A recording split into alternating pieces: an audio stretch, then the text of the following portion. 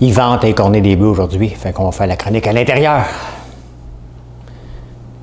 Le meilleur moment pour se lancer en affaires, c'est quand? Quand on est jeune, quand on est âgé, quand on a des enfants, avant qu'on ait des enfants. C'est quand le meilleur moment pour se lancer en affaires?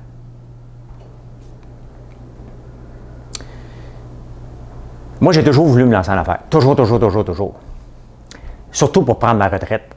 Aussi con que ça peut se paraître, c'était mon but, me lancer en affaires pour prendre ma retraite. Et plus l'âge avançait, moins je trouvais une idée parce que j'attendais la bonne idée.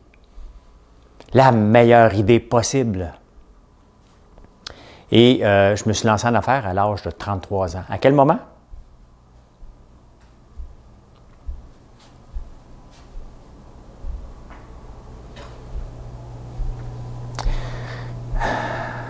Au pire moment de ma vie, je viens de m'acheter une maison, ma blonde est enceinte et je me lance en affaires.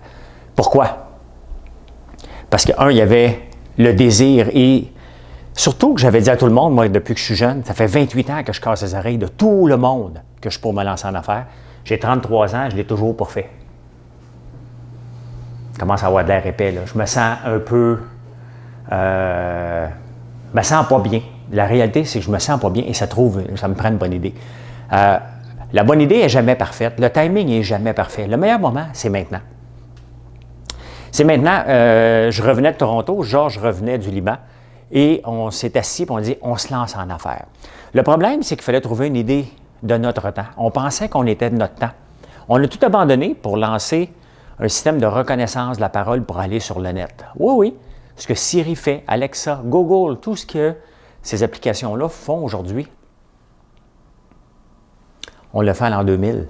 On n'était pas de notre temps, on pensait. Parce que pour réussir en affaires, il faut être maximum 18, 24 mois en avant de notre temps pour vraiment, quand le marché est prêt, nous autres, on est prêts en même temps, on n'était pas prêts.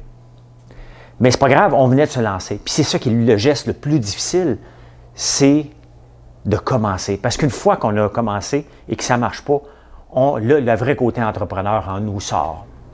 On trouve des solutions. Un plan A ne fonctionne pas. Non, on n'avait pas de plan B.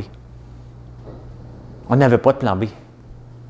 On trouve une autre solution.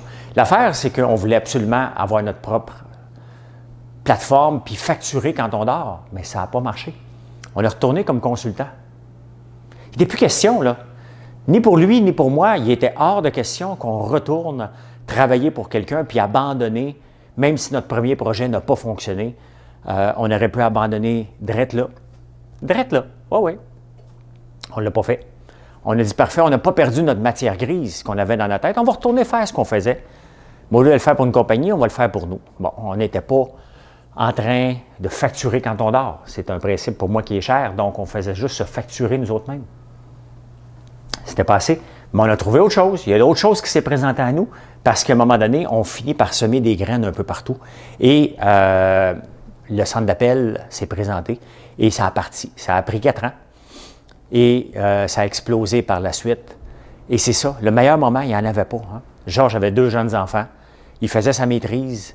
Moi, je venais de m'acheter une maison. Ma blonde est enceinte. Il n'y avait pas de meilleur moment, mais il y avait une opportunité et il y avait finalement le guts. Le fameux guts de tout lâcher et de dire « Je plonge, il faut que j'aille voir cette bébite-là, voir si c'est pour moi. » Parce que je ne pourrais pas vivre toute ma vie en disant « J'aurais donc dû, j'aurais pas été capable. » Et ça a fonctionné parce que